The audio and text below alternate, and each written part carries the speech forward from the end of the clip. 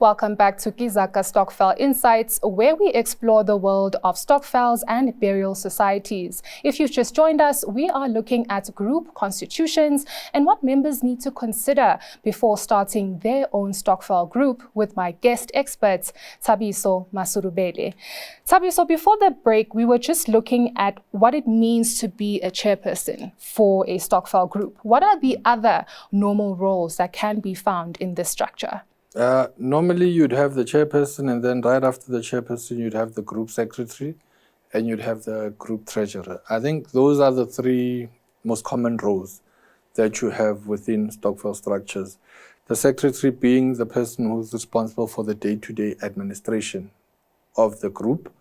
Things such as scheduling of meetings, resolutions that are taken and so on and so forth.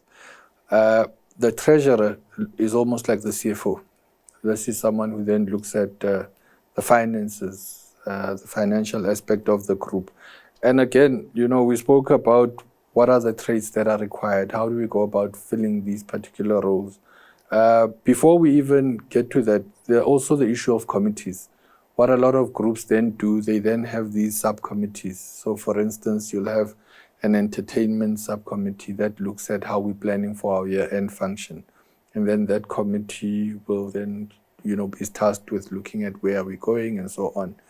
But again, this goes back to how the leadership for those roles is selected, So if you're looking at, for instance, a secretary, this is someone who has to have very good administration traits.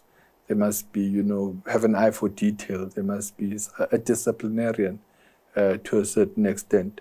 Treasurer goes without saying. This must be someone who's comfortable with numbers, someone who's honest, someone who's reliable, because we know what happens when people have access to financial resources, More importantly is that these are people who should command the respect of the rest of the group over and above having the traits that are required for these particular roles. Now, it does seem a bit complex that, a group as big as, 21 members, already there seems to be confusion on who fits for what role. So how can they be able to overcome this hurdle and just move on and start working on other goals? I think the first thing is that what's obviously happened is that internally they've had a challenge of deciding on a process and making sure that whoever then becomes the chairperson, the treasurer, so on. There's a lot of conflict around that. So it's perhaps to get a neutral external person or entity to assist them to say... Would that be you? Yes. Thank you. We would then go and say, a process to follow, a transparent process would be this particular process. And what we then do, because we don't have any interest as the members would have. So the third party going into such a discussion would then say, for this particular role, these are the traits that you have. And then you almost run like an interview process. But before you even get to that interview process, the most important aspect is the buy-in. You have to make sure that you've got the buy-in of the group. And you also have to then make sure that you understand fully what capacity exists within the group.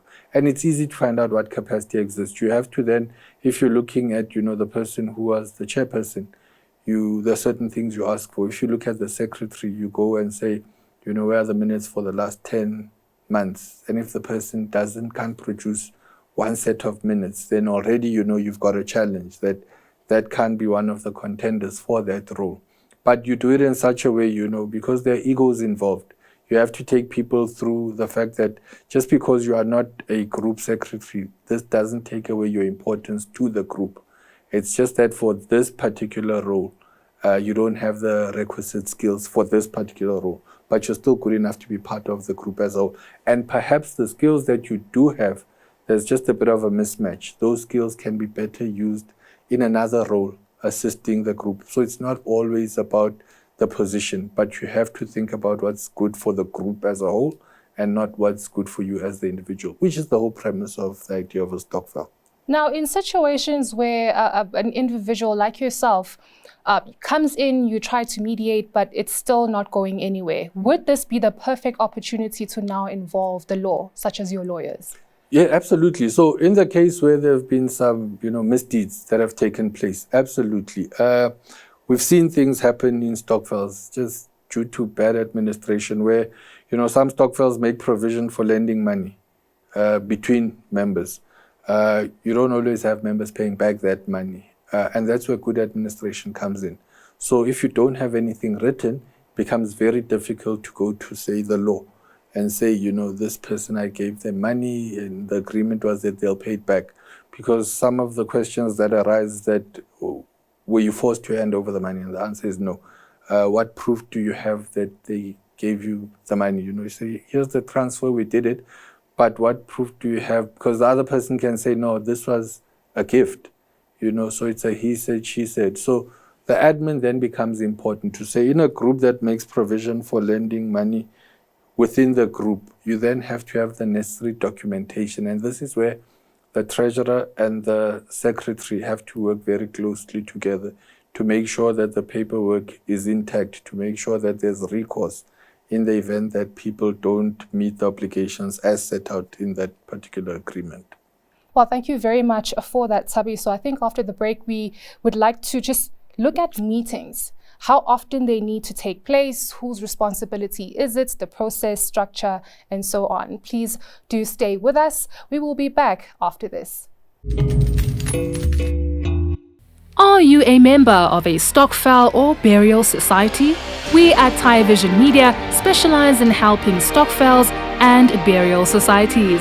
Contact us for professional stokvel and burial society administration, access to investments and funeral cover experts, and credible financial information.